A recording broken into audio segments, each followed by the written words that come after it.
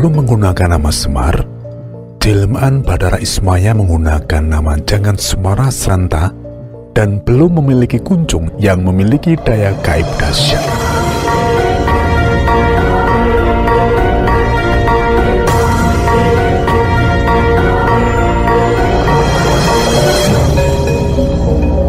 Kisah asal-usul Kunjung Semar bisa kita temui dalam peristiwa muksanya Resi Manumanasa dan Resi Satrugem, dua leluhur Pandawa.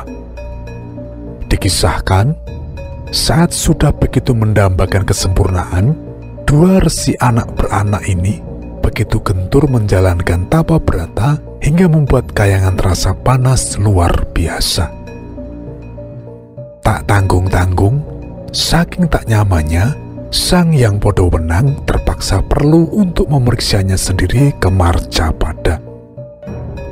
Terkagum-kagum Sang Hyang Podowenang mendapati dua resi yang ditemuinya begitu dahsyat menjalani tapa.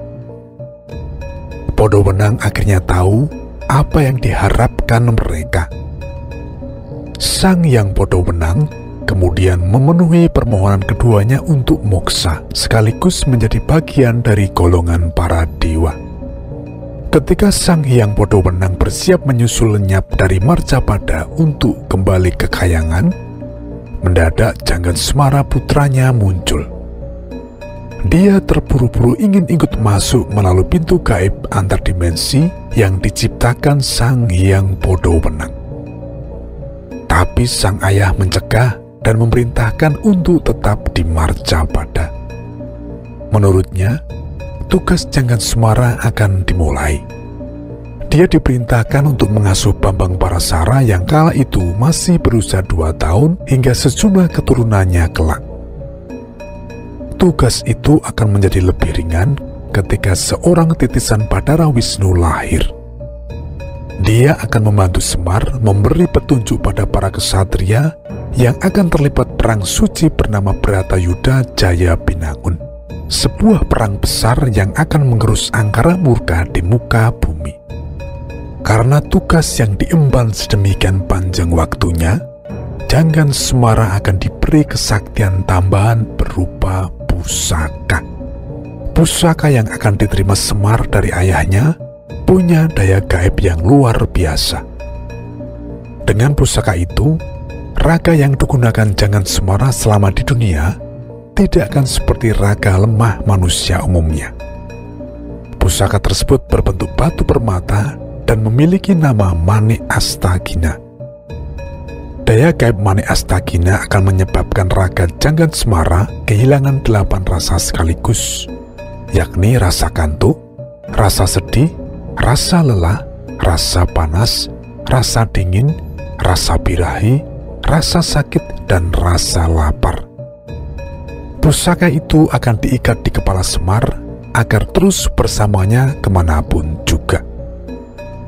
Maka demikianlah, Sang Hyang Podowenang kemudian meletakkan permata Manik Astagina di kepala Semar, lalu mengikatnya dengan rambut sehingga berbentuk kuncung.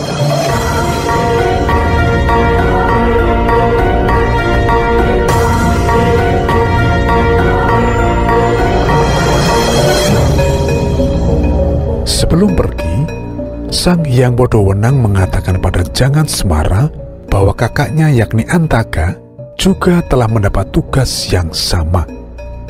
Hanya saja dia bertugas mengasuh golongan raksasa.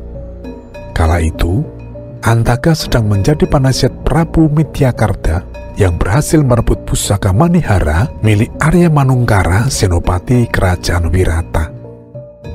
Pusaka Manihara berbentuk minyak dan daya gaibnya mampu merubah wujud musuh menjadi arca batu.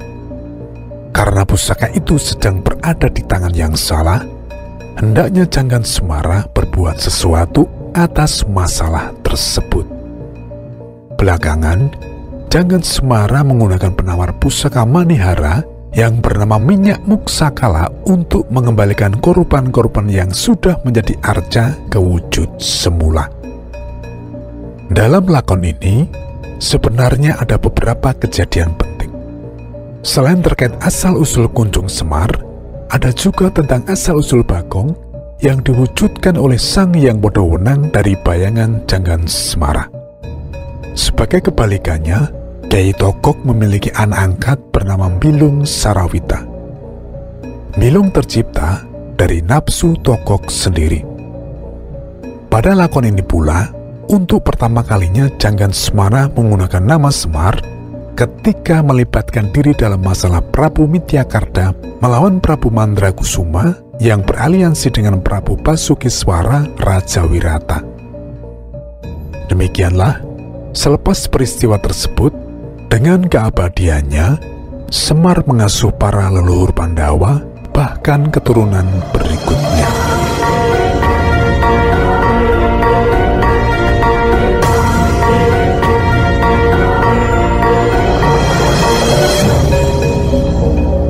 Lepas dari lakon pewayangan di atas, secara unik ada sebuah keris kecil yang diberi nama Semar Kuncung.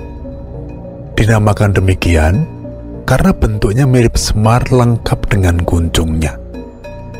Berbeda dengan kekuatan gaib kuncung Semar dalam lakon wayang yang menyebabkan 8 rasa hilang, keris Semar Kuncung dimitoskan punya kemampuan membuat lawan jenis menjadi tergila-gila. Dia menjadi semacam pengasian atau pelet. Ada pula yang menganggapnya sebagai media penglaris.